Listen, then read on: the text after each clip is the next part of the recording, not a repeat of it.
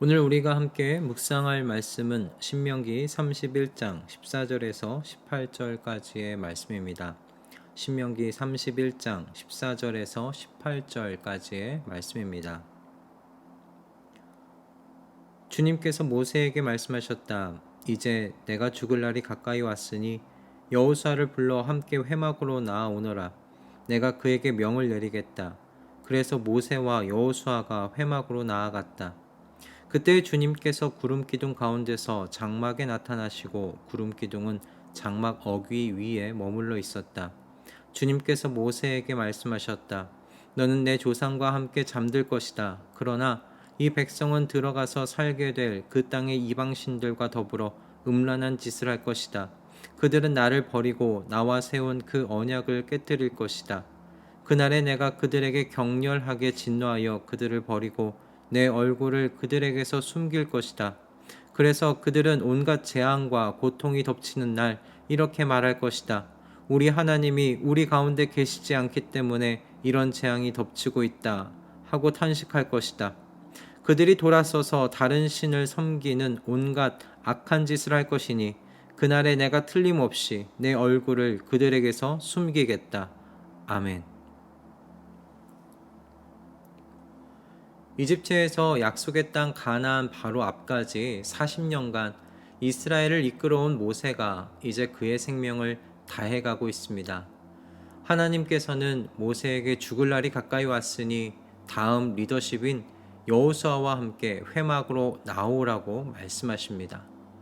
모세에게 죽음은 두려운 소식은 아니었을 겁니다.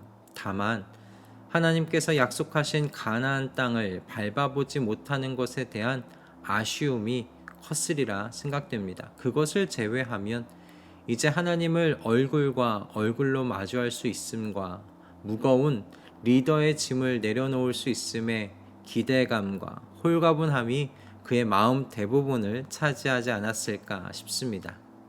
하나님께서 모세에게 가나안 땅에서 주님을 배반할 이스라엘에 대한 이야기를 듣기 전까지는 말이죠.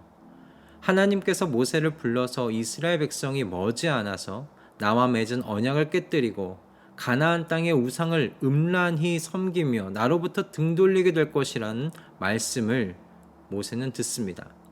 그래서 하나님께서도 그들을 버리고 그들에게서 하나님의 얼굴을 숨길 것이며 하나님의 진노로 말미암아 그들에게 온갖 재앙과 고통이 덮치게 될 것이라고 하나님께서는 모세에게 전하시죠. 이 말을 듣는 모세의 심정이 어땠을까요? 비통했을 겁니다. 자신이 얼마나 사랑했던 백성들입니까? 온 마음과 정성과 힘을 다하여 이 백성을 섬겼습니다. 그리고 수많은 우여곡절 끝에 하나님께서 약속하신 젖과 꿀이 흐르는 그 가나안 땅 앞까지 인도하지 않았습니까? 게다가 바로 이곳에서 하나님의 말씀에 순종할 것과 그에 따른 복과 저주에 대한 말씀을 얼마나 반복해서 가르쳤습니까? 그런 그의 모든 노고가 모두 수포로 돌아가는 것만 같았을 겁니다. 그런데 더 그의 마음을 힘들게 만든 건 이스라엘이 하나님의 진노를 경험하고도 회개하지 않을 것이라는 말씀을 전해 들었을 때였을 겁니다. 하나님께서는 17절과 18절에서 이스라엘이 언약을 깨뜨리고 우상을 섬김으로 그들에게서 당신의 얼굴을 숨기실 것이라고 말씀하십니다.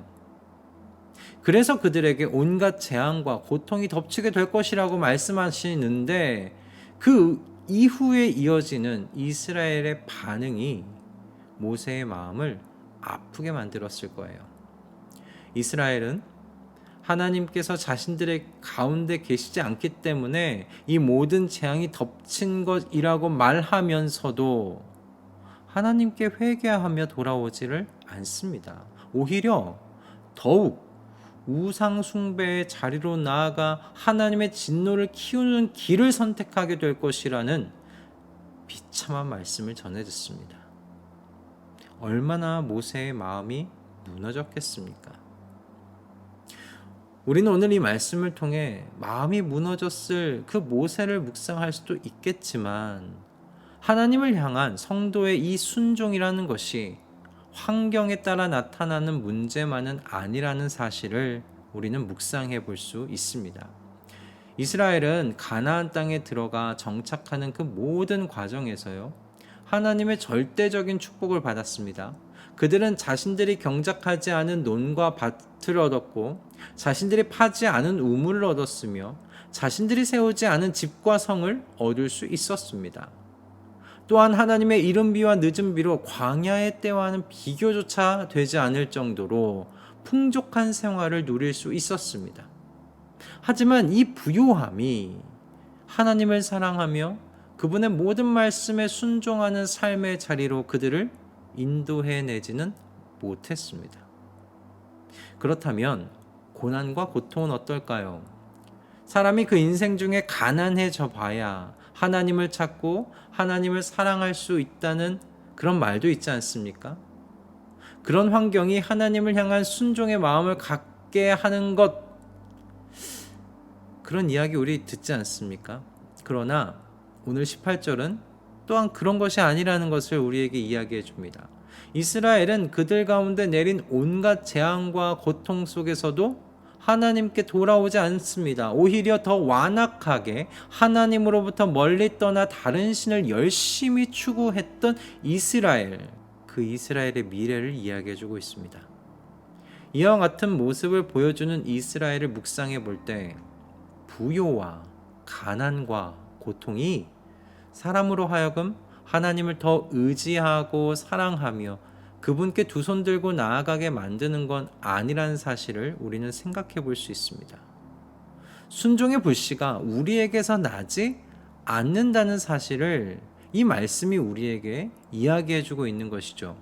그렇다면 성경은 이에 대하여 우리에게 무엇이라고 가르치고 있을까요? 하나님께서는 선지자 예레미야를 통해 이렇게 말씀하십니다.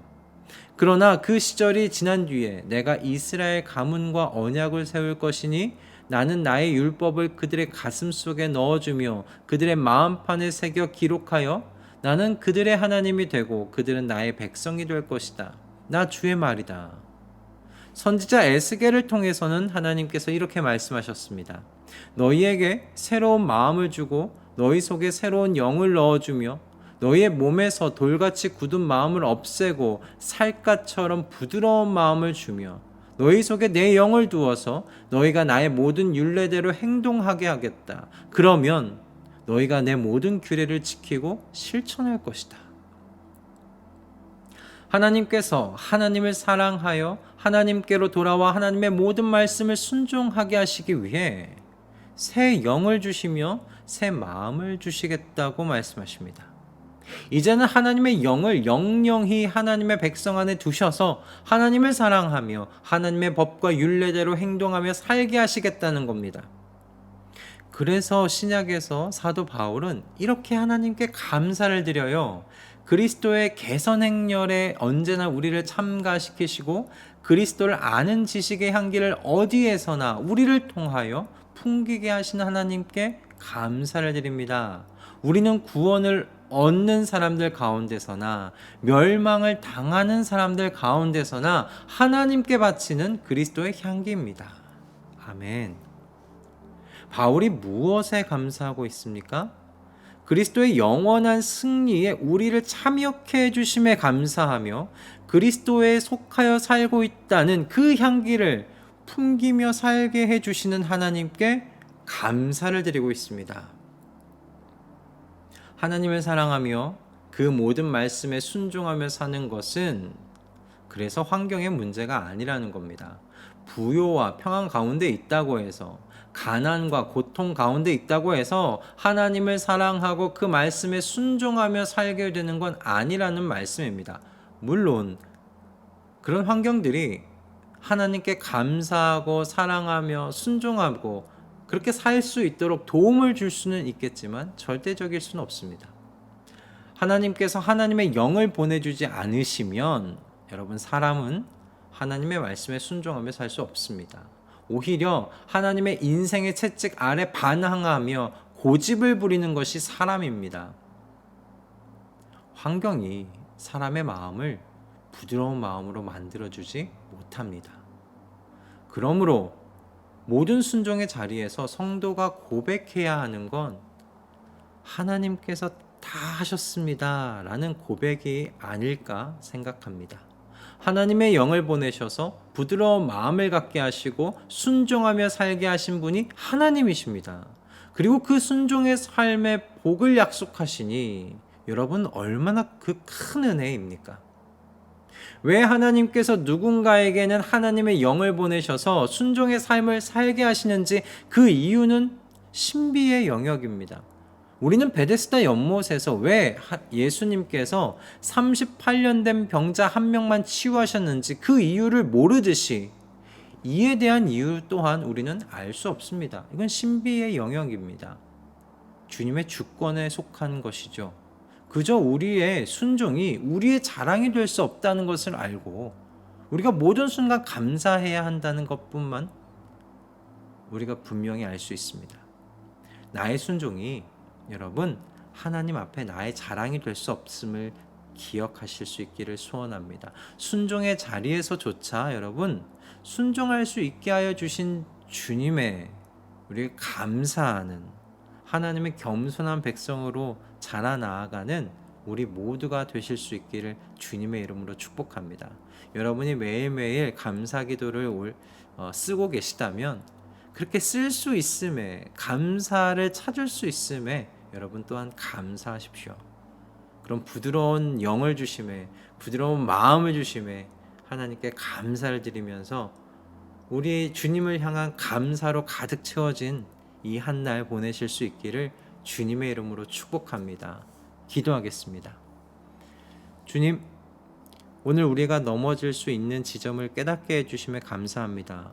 우리는 순종의 자리에서 그 순종을 우리의 결단과 자랑으로 삼을 수 있는 연약한 사람들입니다. 그런데 오늘 이스라엘의 넘어짐을 바라보며 성도의 모든 순종이 하나님께서 하나님의 영을 보내셔서 우리로 부드러운 마음 갖게 하신 결과라는 사실을 묵상하게 해주시니 감사합니다. 그러니 주님, 우리 모두에게서 교만한 마음을 거두어가 주시옵고 하나님 앞에 겸손한 백성 되게 하여 주셔서 나의 순종이 나의 자랑이 될 수 없으며 오직 주님의 신비한 은혜임을 오직 그 은혜임을 자랑하게 하여 주시옵소서. 우리 주 예수 그리스도의 이름으로 기도드립니다. 아멘.